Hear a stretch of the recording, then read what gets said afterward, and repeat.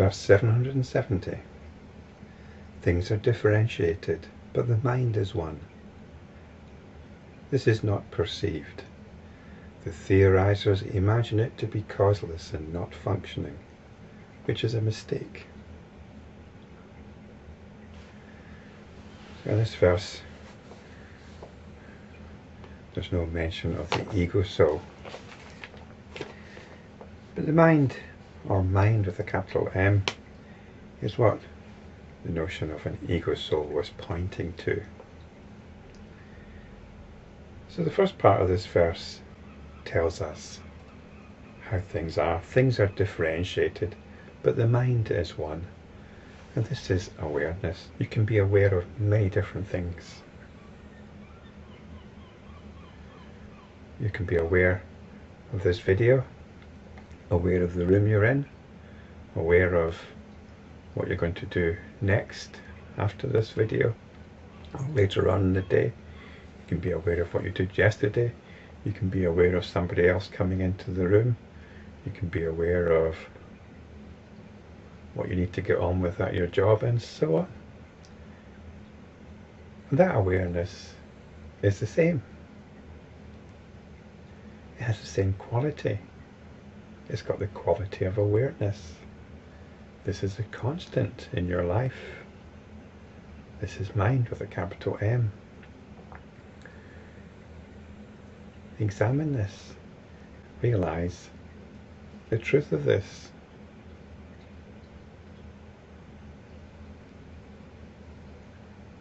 Everything is happening to this awareness. This awareness, which at some level you regard as you, and yet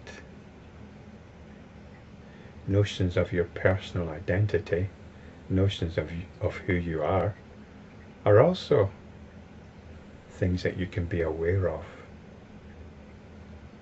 So this awareness is beyond all of that, isn't it?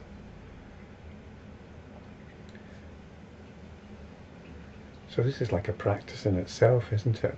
Realizing the one nature of the awareness, which is in operation all the time.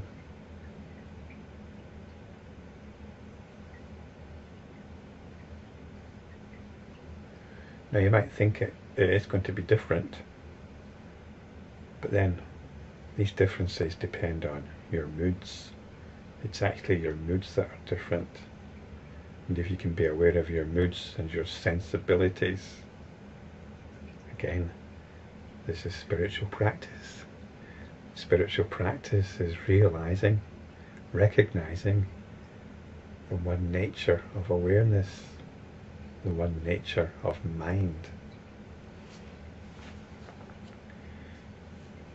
And so this is not perceived. It's realized, it's awoken to, because it's awareness that does the perceiving. The theorisers imagine it to be causeless and not functioning, which is a mistake. I think the theorisers here, it'd be good to know exactly what the teaching is, but you sometimes get talk of an absolute, don't you? Some kind of inert, aloof absolute, which is causeless. Whereas this awareness is dynamic. Does it have a cause? Well, in a sense, yes, mind itself is causeless. This is part of the understanding of the teaching, because all causes appear within it.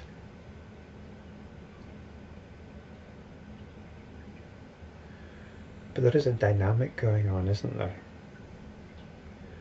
Because this awareness is often forgotten for what it's aware of. We're not attending to awareness, we're attending to what we're aware of. So in enlightenment practice, we have to keep coming back to awareness itself.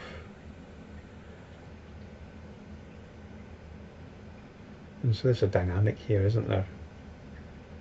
A dynamic which is something similar to falling asleep and waking up.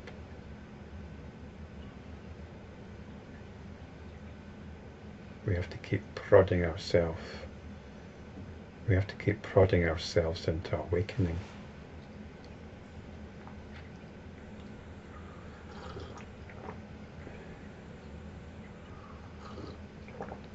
We have to keep prodding ourselves into awakening. So perhaps this could be regarded as a cause, but it's a bit like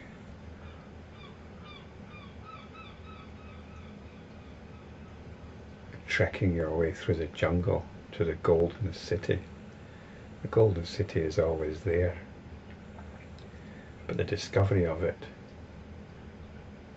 requires an effort. So the discovery of it requires a cause. So let's not get too caught up in words here. Let's just realize the nature, the singular nature of awareness, or mind itself.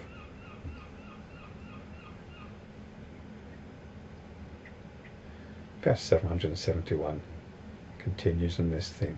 When the Yogin reflects upon the mind, he does not see mind in the mind. An insight comes forth from the perceived, that is the world. Whence is the rising of this perceived world?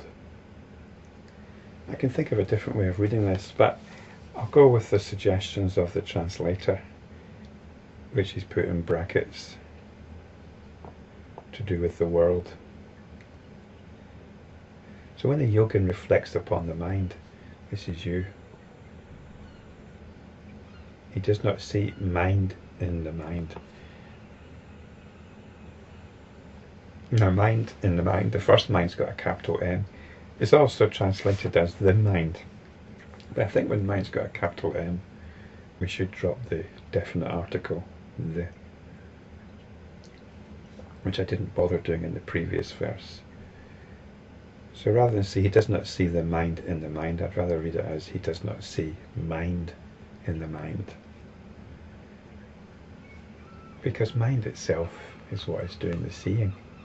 Mind is awareness.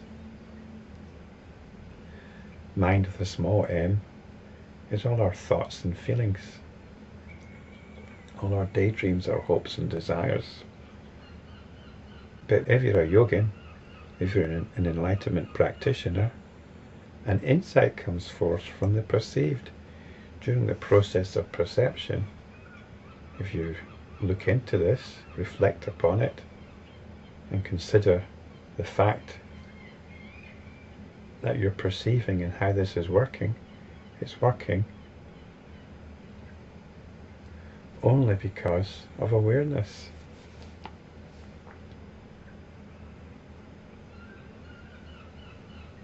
So this is the insight that comes forth from perception. Whence is the rising of this perceived world? Well, once you're practicing successfully and resting in this awareness, there is no rising of this perceived world. The question's rhetorical, because you're no longer getting caught up in perception. Everything is still apparent, but what this means is you're dropping the object of awareness, the objects of awareness, for awareness itself. And of course at some point something's going to draw your attention out, and that will have to become your reality. There are things that must be attended to, and this is how it goes. This is our spiritual practice. We attend to things, we get drawn out into things, we get drawn out into the world, we get on with things. But then when we remember to practice, we come back to awareness, which, as I've pointed out before, might not seem very exciting. But this is where the whole mythology of archetypal Buddhism comes into play. It helps us appreciate the nature of this awareness. We can actually regard it as an inner Buddha, an inner golden Buddha, radiating serene bliss. That is the nature of this awareness. It's something we can plug into. And speaking of getting drawn out into the world, I was visiting a friend yesterday. Done the way I was reflecting on my body once again. If you've been following my videos, you know my body's been a bit of an issue. And I didn't know where my friend lived exactly. I hadn't visited him before. And I took a bus in the general direction, and I got off a little bit too early. And then I had to walk up some back streets, and then it came to this surprisingly steep hill, which actually had a street on it called the Uplands, and I thought, oh, this is wonderful. You know, I was struggling with walking, and then I get this surprisingly steep hill, which I duly trudged up. But I was thinking about my body. The phrase came into my mind that I never properly came into this body.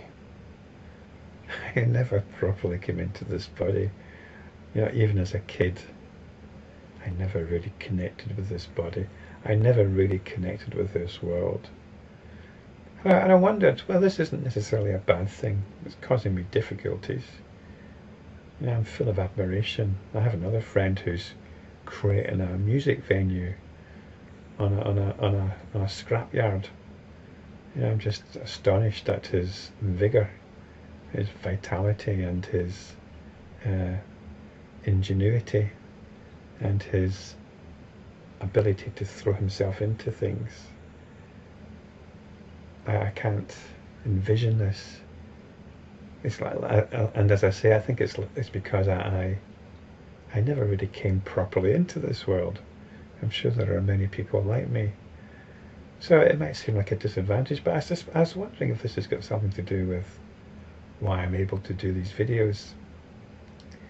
I do seem to have this new take on these ancient scriptures, which I think is of some importance.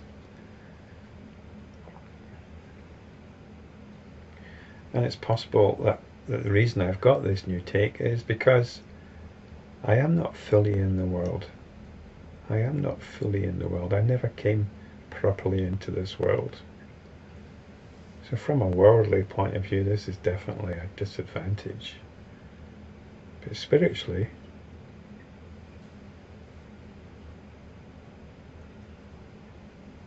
it opens up some deep truth to me, which I hope I'm able to communicate in these videos.